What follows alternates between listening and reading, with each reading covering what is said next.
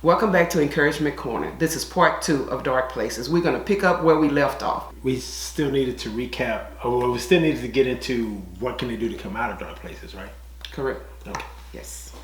So to kind of recap what we talked about before, was we kind of identified dark places as could be an addiction, secret sins, feelings of isolation, of loneliness, brought about whenever we try to, whenever we've had some type of childhood trauma, right, or things like that, maybe physical abuse or emotional abuse, different things like that, kind of trigger us to, create this persona that we pretty much try to hide behind, but that eventually that person, begins to act out in behaviors, right, that can end up being destructive and counterproductive to what the person really intended in the first place. Right. We want to look at dark places. We want to see if we want to do a self-check, if you will. Are you building walls around you? Do you have a wall built up to where no one can penetrate it? Are you in such a dark place that no one can penetrate that wall of darkness from you?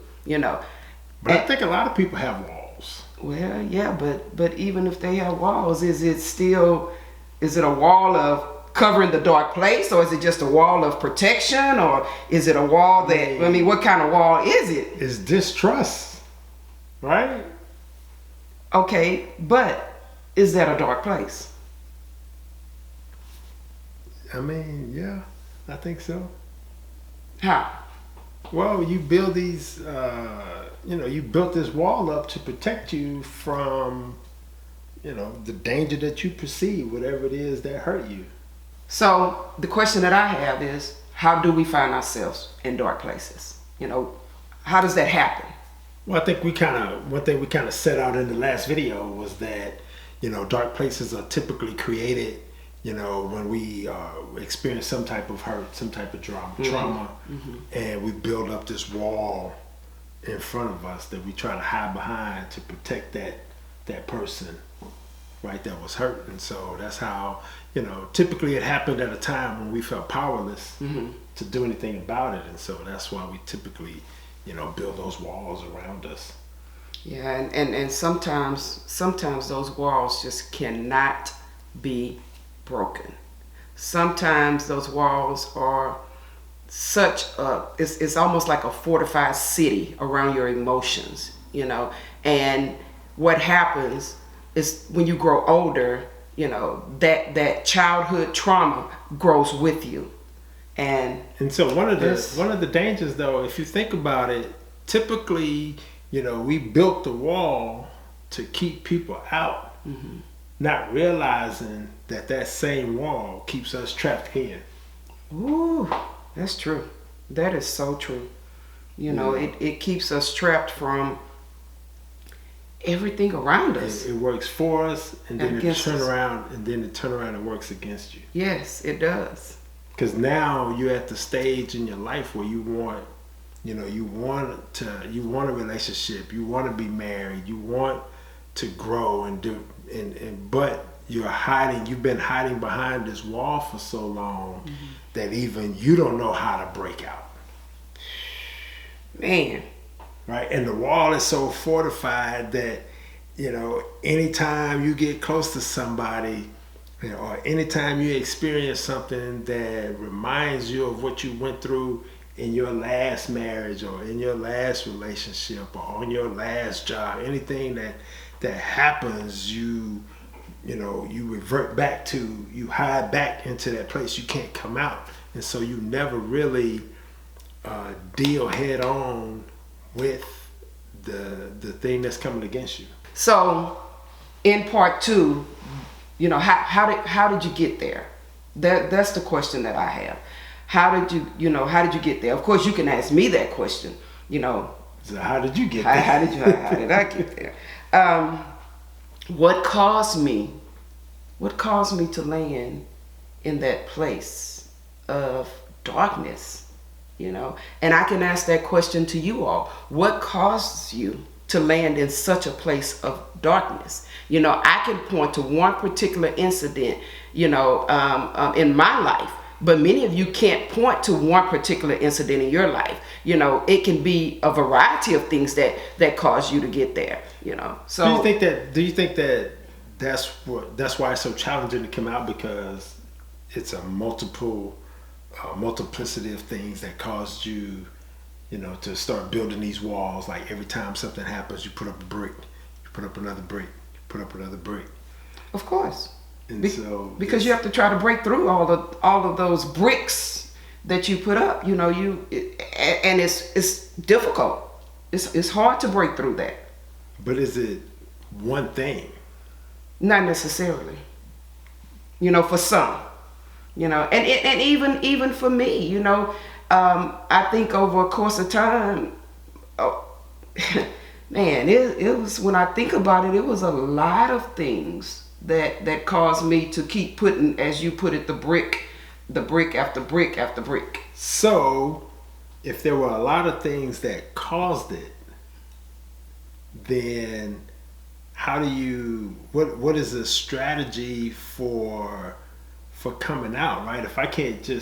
If it wasn't just my relationship with my father, or if it wasn't just this particular thing that happened, you know, how do I have a strategy that will help me, you know, really, I look at it, like we talk about walls, but I think sometimes I kind of look at it as layers. Okay. Right? And you start pulling back layers, right? That can be a long process. It can. I agree. It sure can. Right? Because every time you uncover one thing, man, you see that there's something else. And then once you deal with that thing, you see that there's something else, right? Until you can get to, okay, I've dealt with this part of my personality. I've dealt with this behavior. I've dealt with this behavior, right? Because that's really all we have to deal with is, like, you know, our feelings, how we feel about certain subjects. Right. And then what is the behavior that's manifested out of that? Right.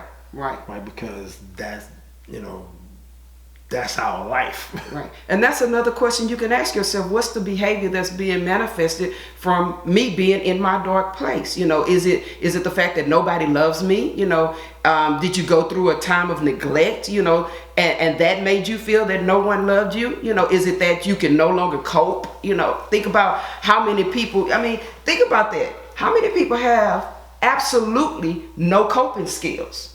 You know, that's why I say my behavior, not what they did to me. Because if I'm always looking outward at what I perceive people are doing to me, I'm not really looking at it as a mirror. Right.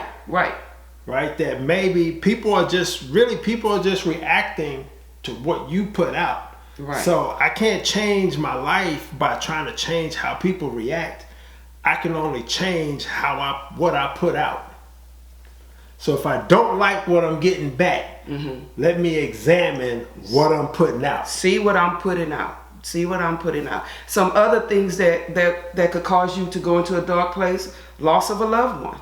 You know, for sure. That could lead you into a really, really dark place. You know, I know many of you have lost loved one. We all have. You know, and sometimes we just don't know how to deal with it. We don't allow ourselves to go through the grieving process. Sometimes, you know, for some, grieving it takes years, and for others it doesn't take as long. But everyone has his or her own timeline to grieve, and that can take you into a dark place. But then that's what you talked about earlier when you mentioned coping skills, right? Like some people just self-medicate.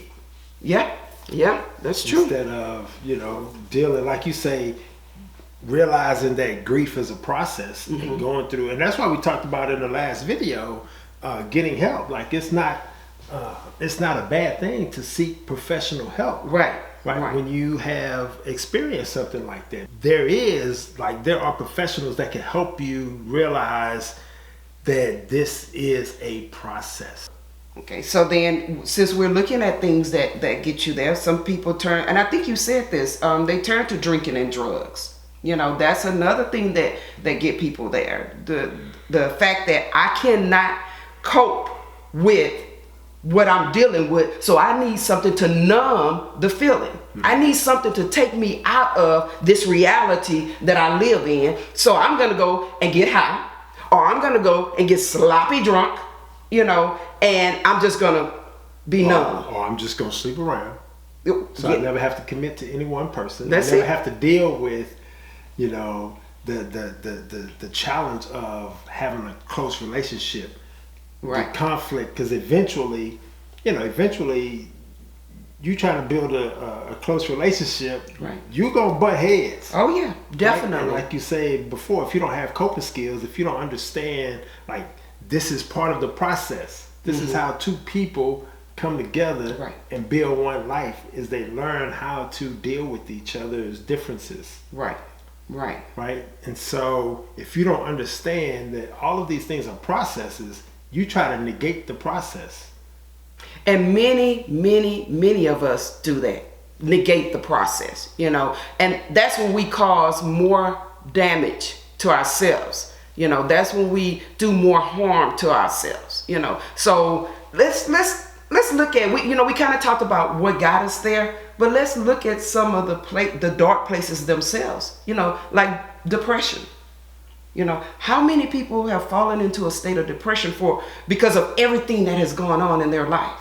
You know, because of things that they're dealing with right now in their life. You know, I think about myself and how when I was younger, I fell into that state of depression. You know, I fell into a state of depression at a young age. I experienced that, and it led me to suicidal thoughts. You know, yes, I tried to take my own life at an early age. And to think about now, when I look back and I think about, man, what happened? Why did you fall into that state of depression? What did I say earlier? I felt as if I was not loved. Right. You know, I felt alone. I felt isolated. You know, so all of these things led me into a state of depression. And I didn't know how to break free. I didn't know how to get out of that. And it caused me to have the suicidal thoughts. And let me tell you, when you go into a state of depression, you will. Some people do have suicidal thoughts. Not everyone, but some do. You know, I literally, and I'm talking to you all now, I literally became numb to my surroundings. I had a constant state of sadness, you know, overtaking me, you know, overshadowing me. My self-esteem was low. I put on this front, and I put on a good front because I was very good. I was very good at doing that. You know, I had mood swings. One minute I was okay. The next minute I was down in the dumps. I felt worthless. You know, I had emotional trauma that took me into depression, my dark place. And so when that happened, what did I try to do? I tried to take my life. So you don't have a question. What's your question? When you were in your state of depression, did you recognize that you were in a state of depression? Not at that moment. No. I did not. See, that's the challenge, right? Because, you know, hindsight is 20/20. So yeah, we can look back over it, but when we're going through things, right, you don't necessarily see it for what it is. You don't. Right? And so, I mean, that's why I'm an avid believer in, you know, having people in your life, like being able to recognize isolation is not normal behavior. No, it's not. Right? trying to take your life or having suicidal thoughts is not normal behavior.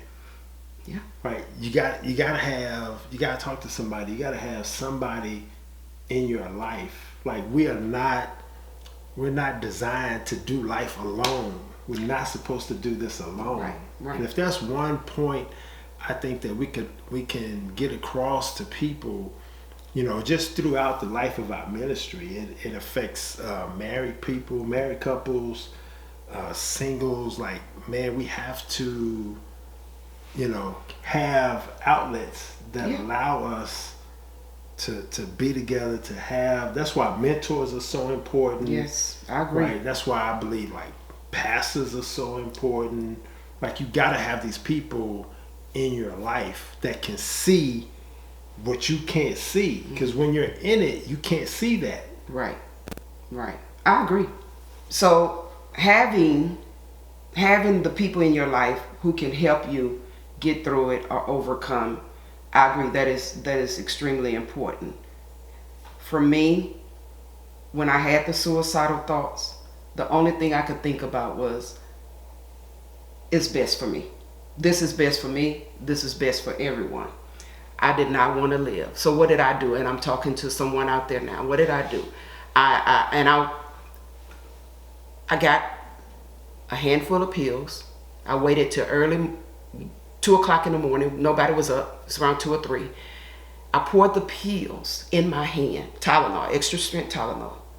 I took every pill that was in there. I laid in my bed. I closed my eyes, and all I wanted to do was die. Why? Because I felt worthless. I felt unloved.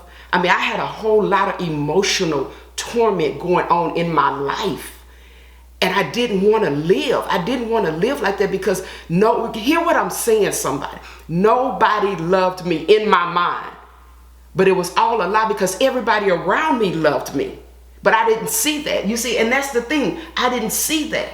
I didn't see that everybody around me loved me. All I saw in my mind, in my preconceived notion, was that I'm all alone. And I can't live this life like that. Suicide. Best way out for me. That's what I thought. But God saw different. I don't know. We might have to take this. Dark Places 3. Man, because it's so much more that you can go into when you're talking about dark places. It entails so much more. And I really honestly believe that we need to cover that. So I think we need to cut it off here. Otherwise we'll be going on for an hour, and we don't want to put any hour videos out there, right? That's it. So this. All right, so we'll do one more video. We'll do Dark Places 3. Because we really want to get into some strategies on how to come out. Some things we kind of hit on already, but really just kind of giving you guys a real plan of action that you can begin to take action on right away. Some self-reflection things and just how to begin to come out and deal with the issues, head on. Yes. That you face, because that's the only way to really be free. Yes. Is to begin to knock that wall down brick by brick. All right, until we meet again, we'll see you.